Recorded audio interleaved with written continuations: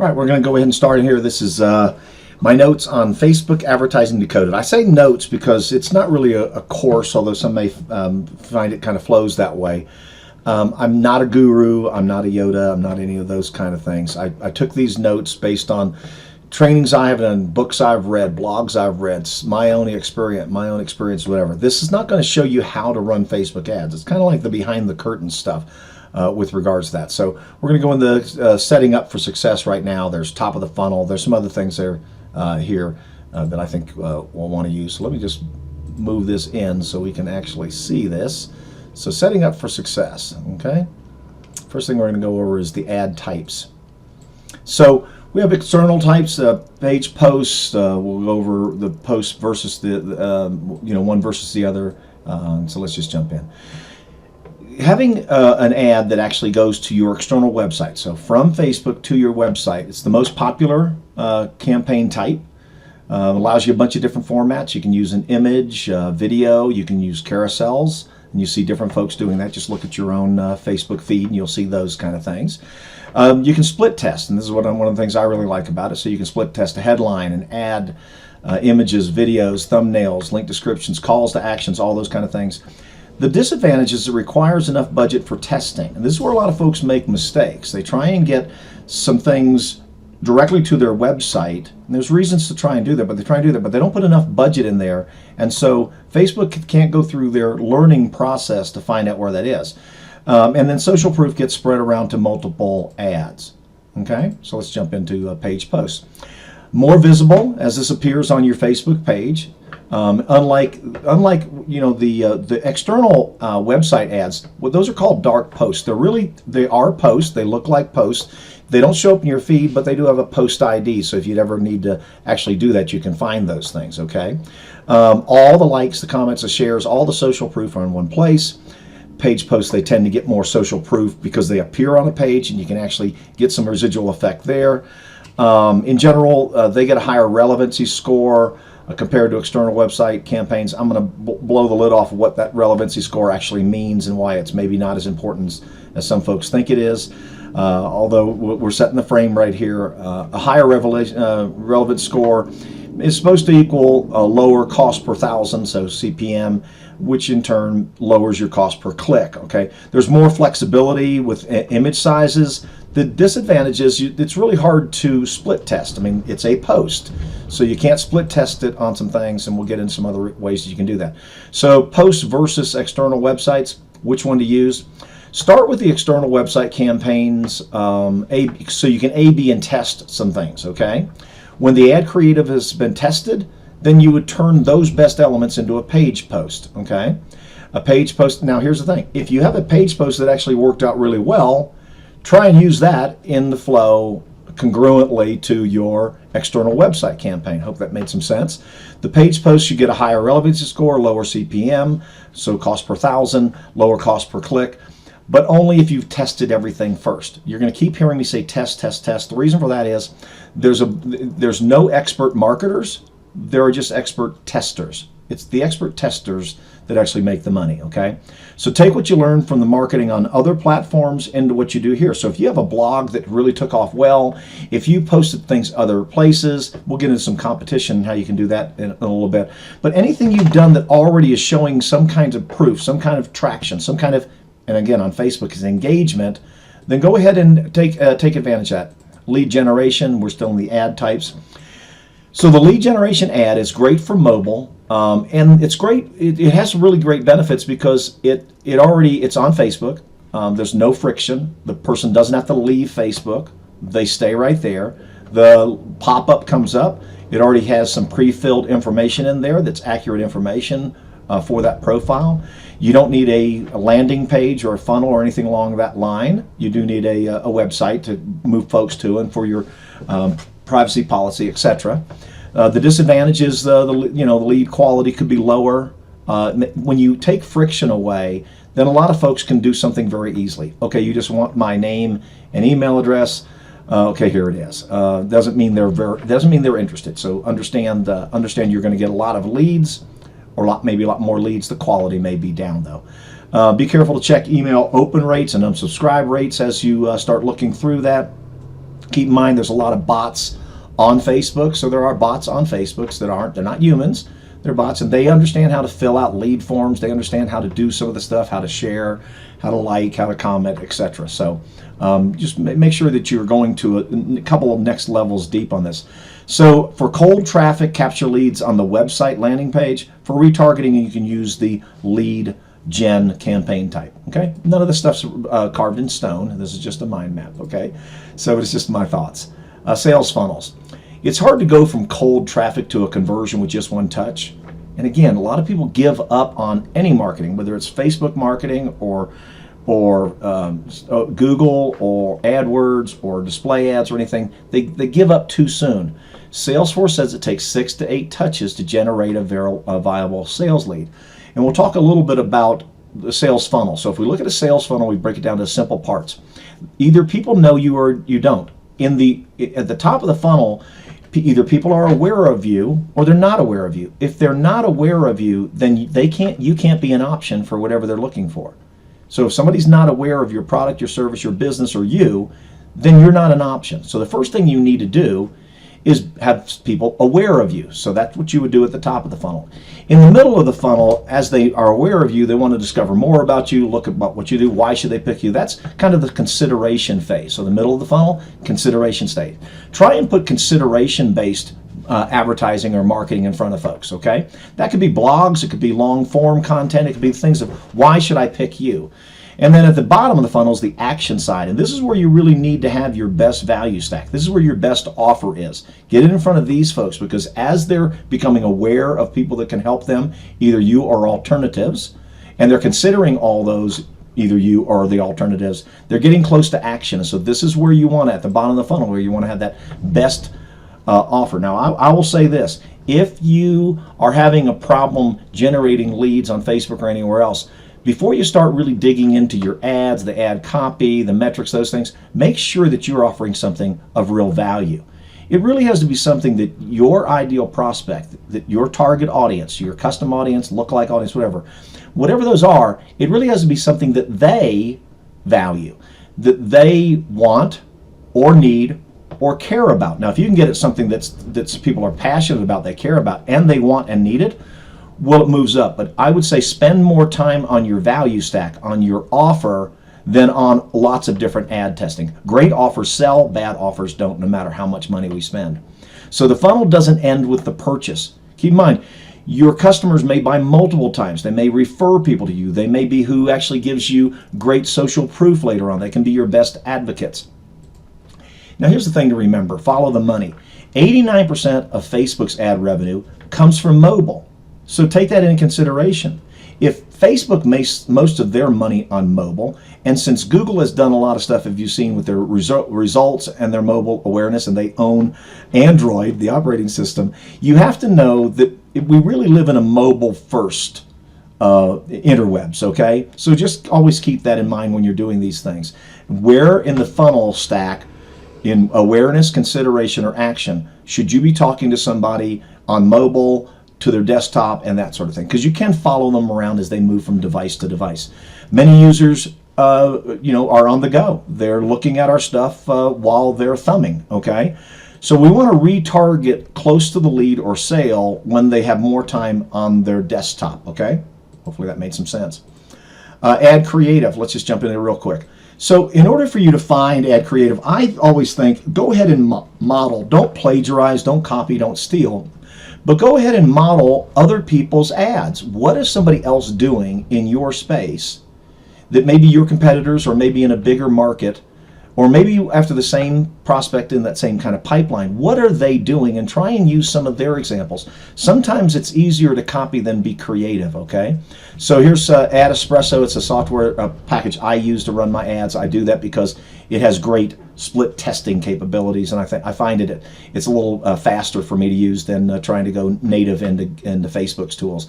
But Facebook has a gallery. Moat is and AdBeat and what runs where. Those are databases where if you're in real estate or insurance or health or whatever, you type in a domain name, a URL, a niche, a competitor, a brand, and it will show you what marketing, what their ads look like. Okay, and you can follow that all the way through the funnel.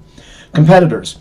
I really want to encourage you as you're starting to get things together is create that swipe file. Figure out what everybody else is doing. So visit the websites of your competitors, brands you admire on a regular basis. Kind of follow them, okay? Track them around a little bit.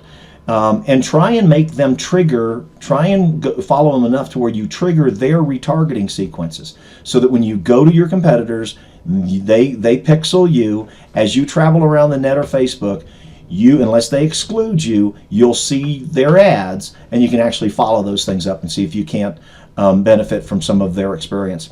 I say sign up for their newsletters. Take a free trial out, or consider buying somebody's product, okay? Follow their social media accounts, okay? Here's something that I think you need to do sometimes, is if you have a competitor or if there's somebody in your space that's doing really well, I suggest you pull out your credit card and you go to their sale and you follow that all through and you buy from them.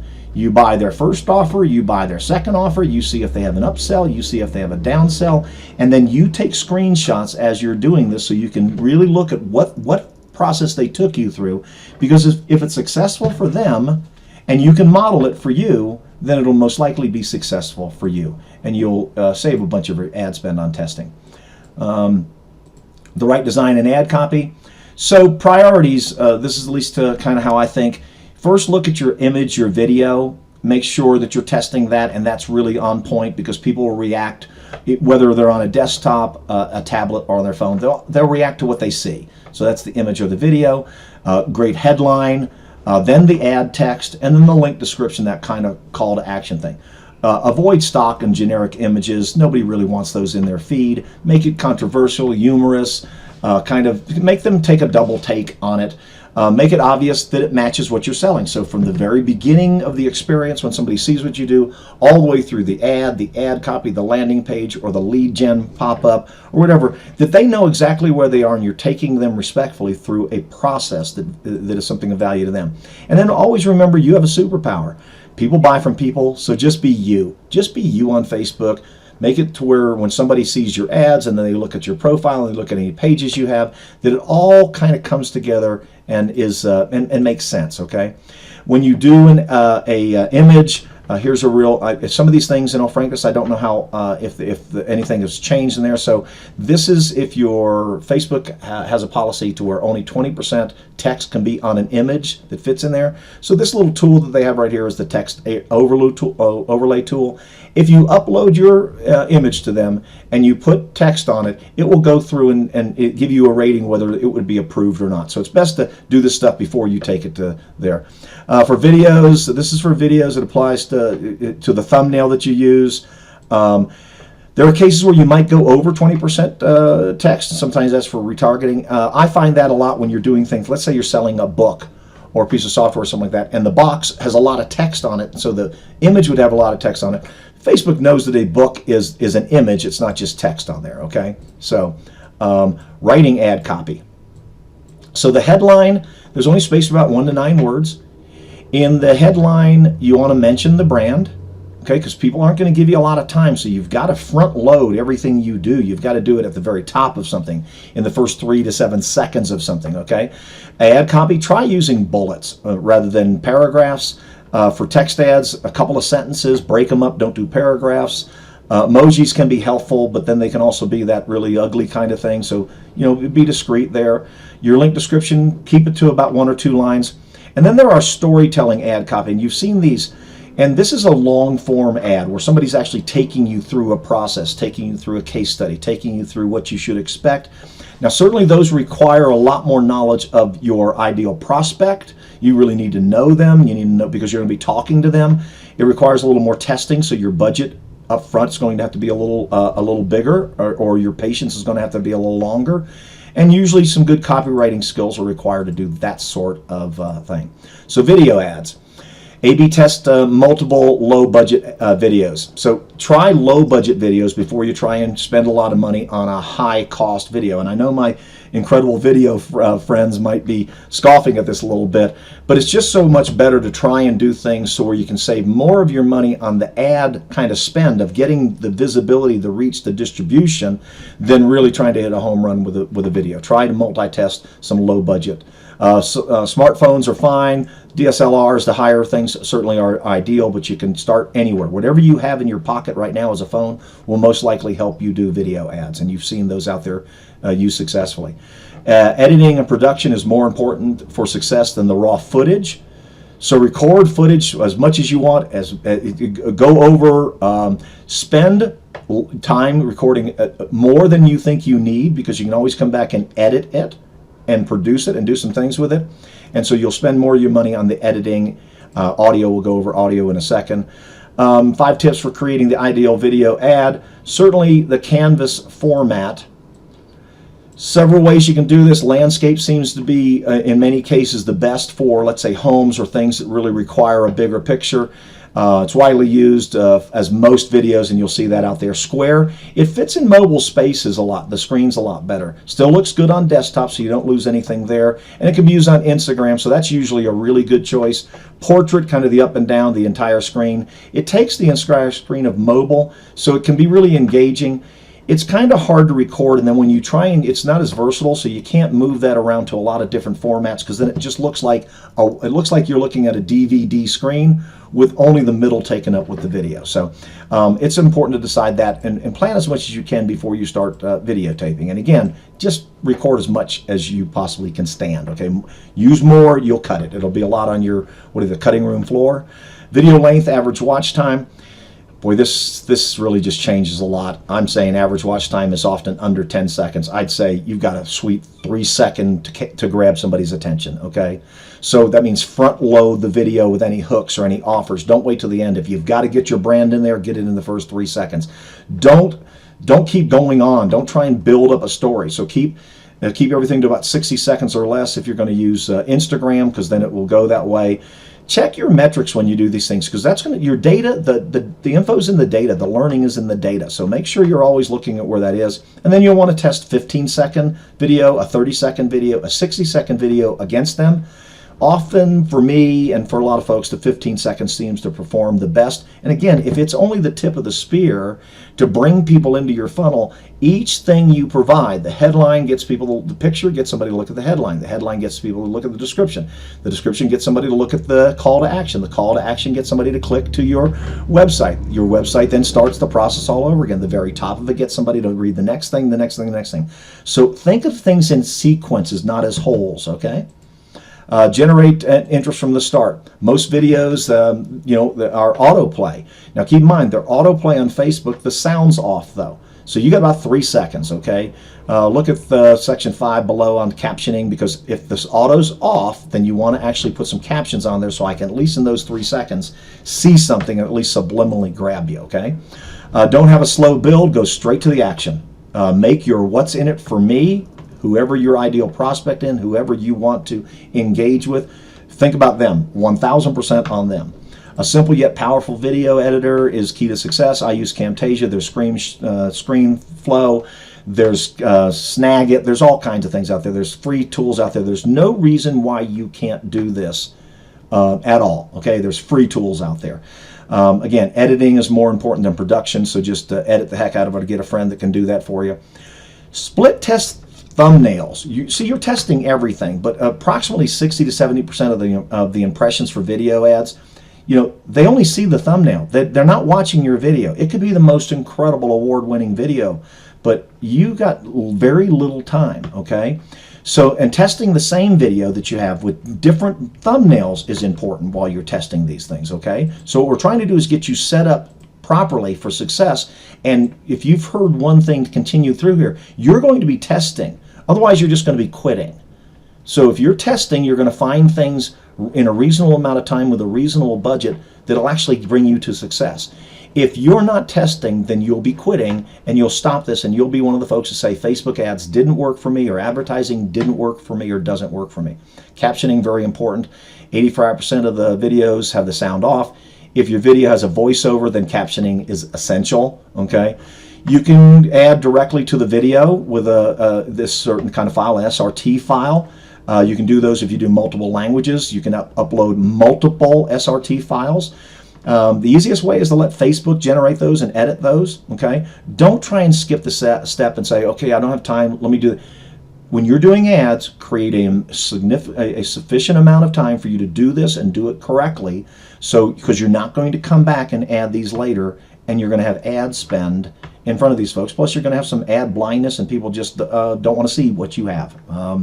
So there's captioning tools out there. Camtasia has it. Most editors do have it. And then you can outsource the services. I have rev.com here, but there's plenty out there, okay? So that's 5 tips on that. Let's look at audio quality. What we have, audio makes a bigger difference than video. This is just a fact. People, I'm going to go down to the bottom here. People will watch a video with okay video, but they will not watch a video with poor sound. So when you're going to do things, make sure the sound is spot on. And you've seen that, where you can't hear the person, so you got to go to your speakers, or it sounds muffled, or there's background noises, or fill in the blank. Whatever it is, it's not quality audio. You can get by with some not great video, but you cannot get by with poor audio. So avoid laptop mics and those kind of things. Spend a little bit of dollars. I just use a USB mic. It's inexpensive, you know, and it works. But there are Bluetooth microphones out there, etc. Lapel mics, shotgun mics, all those things are available. Main point there is concentrate on the quality of the sound. Influence marketing. Now, this is becoming more and more, but they don't have to be big celebrities. You don't have to spend a lot of time trying to find somebody that's big that everyone knows. You just want to find something that everyone in your niche knows. Somebody that's really done well in your niche, and that can be pretty much anybody that you can reach out to, okay? So why use influencers? A lot of the reason there, I'll have a couple of things. Nobody believes us. See, the first thing you sell, no matter online, offline, any place, is trust, and it's hard to get to trust quickly online.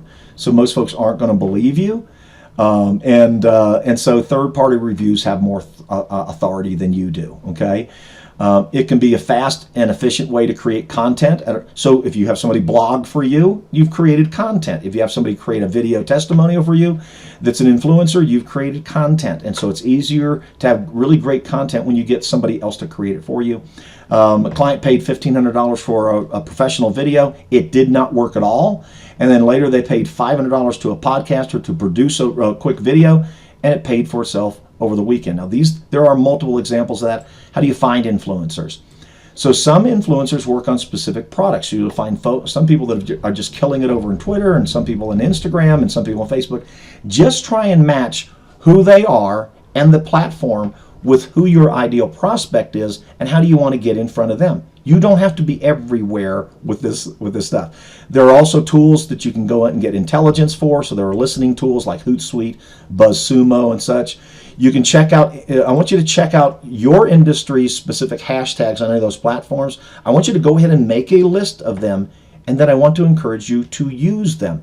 Don't cut time. Just go ahead and use them. It's like being able to piggyback on somebody else's marketing list, okay? I want you to think of hashtags as an invisible marketing list that you can plug into.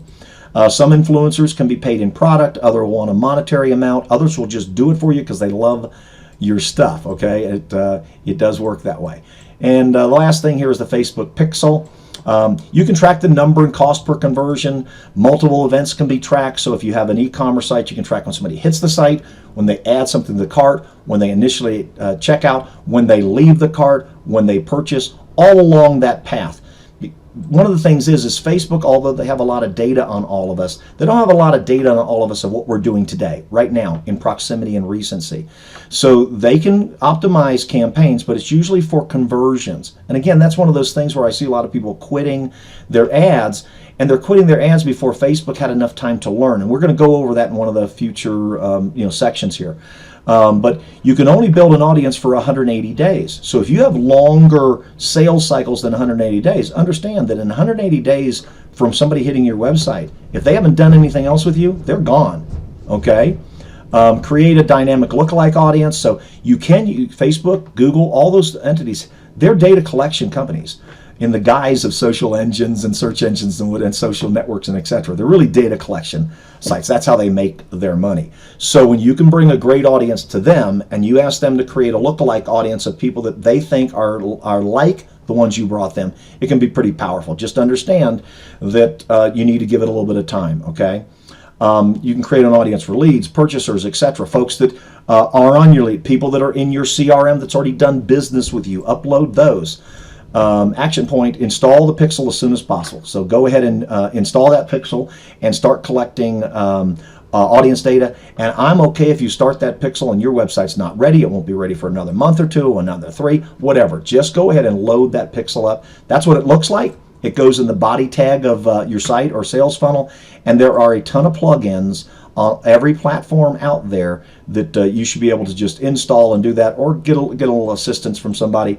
And right here, somebody you can get assistance with is just write that down. I'll leave that up for a minute or so, or just search for it. It's out there. It's easy. And it's free. So that's the Facebook Pixel. That's setting up for success. I hope this helped you a little bit. I'll be popping these things up as I can find time. All the best. Bye.